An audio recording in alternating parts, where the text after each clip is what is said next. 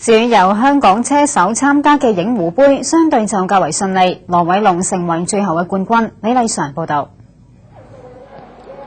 首日嘅第一場賽事，清一色由香港車手角逐嘅影湖杯，27位車手鬥足10個圈，一起步由60號車手羅偉龍帶出，而排頭位出賽嘅99號車手楊全勝就失位，落後排喺第3、第4位。跟住嘅9個圈，頭3位都冇咩變動，賽事亦未見太激烈，但仍然有小意外發生，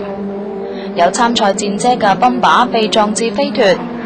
好彩冇對其他嘅車手造成影響。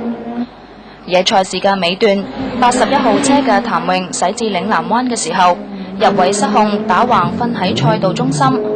不過最後都有驚無險。到最後一個圈，66號車手高添德突然發力，最近全程帶頭嘅羅偉龍，高添德仲喺呢段期間創下最快嘅圈速2分50秒712，兩架車越追越貼，但臨衝線之前，羅偉龍又拉開同高添德嘅距離。已經穩操勝券嘅羅偉龍，最後以總成績28分52秒928衝過終點奪得冠軍。高添德只係能夠得到第2名，而季軍就係黃家康。繼去年之後，高添德同黃家康係第2次喺呢項比賽屈居2、3位。